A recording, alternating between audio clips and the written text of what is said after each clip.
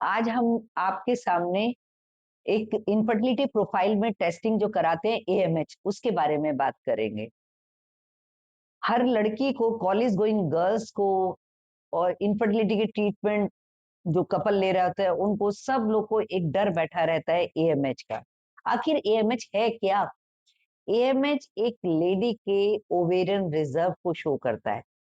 बस याद रखिए, ये प्रेगनेंसी रिजर्व को शो नहीं करता कि प्रेगनेंसी का आउटकम क्या होगा। क्योंकि लो एएमएच होने के बावजूद भी जब लेडी सिंपल एक मेडिकल ट्रीटमेंट लेती है या ना भी ले ट्रीटमेंट, तो भी नॉर्मल वे में वो कंसीव कर जाती है। तो अपने दिमाग से सबसे पहले तो डर निकालिए कि low AMH means no pregnancy. No, low AMH can have normal pregnancy, first thing. Second thing, कि यदि किसी का एएमएच कम है और वो अपने डॉक्टर के पास गया है, तो डॉक्टर हमेशा एक ट्रांसवेजाइनल अल्ट्रासोनोग्राफी करता है। और यदि अल्ट्रासोनोग्राफी में आपको फॉलिकल्स कम मिल रहे हैं, एग की संख्या कम मिल रही है, तो थोड़ा सा हम उस बच्चे को, उस लड़की को ये अलर्ट कर देते हैं कि बेटा, कैरियर के साथ साथ अपनी फैमिली भी प्लान कर लो। यदि ये पॉसिबल नहीं है, suppose the girl is unmarried, लड़की ने शादी नहीं करी है और वो बहुत एम्बिशियस है, कैरियर ओरिएंटेड है, तो हो सकता है वो कहे कि अभी तो मैंने शादी ही नहीं करी, तो अभी मैं कैसे प्रेगनेंसी की बात आपसे कर सकती हूँ। तो ऐसे केस में कई बार हम लोग उनको एडवाइस ये कर देते हैं कि बेटा, आप लोग अपना एग प्रिजर्व करा सकते हैं। तो हम लोग उनका, अनमैरिड बच्चों का भी एग रिट्राइव करके उनको प्रिजर्व कर सकते हैं। तो लो AMH doesn't mean no pregnancy. Always consider it in a positive manner, but you should be alert कि कहाँ तक हम जा सकते हैं और क्या क्या हमें ट्रीटमेंट लेना चाहिए। अब मैं आपको इंपॉर्टेंट बात बताऊंगी कि यदि किसी लड़की का एएमएच कम है, ओवेरियन रिजर्व कम है, पर ऐसा तो नहीं है कि उसके अंदर एग नहीं है। यदि हम एग क्वालिटी को इंप्रूव कर सकते हैं तो करें। कैसे? कुछ मेडिकल ट्रीटमेंट देंगे, कुछ उसको डाइटरी हैबिट बताएंगे, कुछ उसको हम लाइफस्टाइल मॉडिफिकेशन के लिए बताएंगे।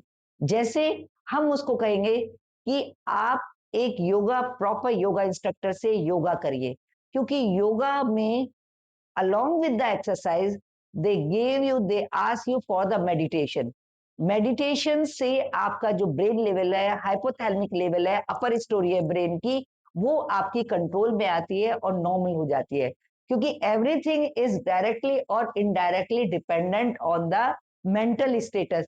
If you are mentally healthy, then you can get the result according to your choice. First thing.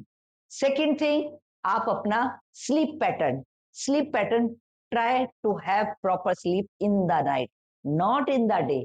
क्योंकि आजकल एक हमारे सामने ये भी प्रॉब्लम आ रही है कि जो मल्टीनेशनल कंपनीज में काम कर रहे हैं या जो उस टाइप के कॉल सेंटर्स पे काम कर रहे हैं, तो वो पूरी पूरी रात जागते हैं और दिन में प्रॉपर स्लीप हो ही नहीं सकती। Third point, the dietary habit. What dietary habit? Like low glycemic index की डाइट लीजिए, जिसमें आपके ओट्स भी आते हैं, ब्राउन राइस भी आता है, आप मल्टीग्रेन आटे की रोटी ले सकते हैं। कर्ड मैं यूजुअली डेयरी प्रोडक्ट अवॉइड करने के लिए बोलती हूँ, क्योंकि डेयरी प्रोडक्ट्स में बहुत ज्यादा एडल्ट्रेशन है। लेकिन फिर भी if you are fond of taking the milk, तो बेटर है कि आप स्किम्ड मिल्क लीजिए, जो फैट फ्री मिल्क लीजिए। ठीक है। देन जो इंपॉर्टेंट चीज आती है कि in the habit, don't take the biscuit and बाजार की नमकीन, all these things. You can take the nuts. आप बादाम ले सकते हैं, अखरोट ले सकते हैं। अदर थिंग्स क्या ले सकते हैं आप? चिया सीड्स का बहुत इंपॉर्टेंट रोल है, उसके आप पुडिंग बना सकते हैं।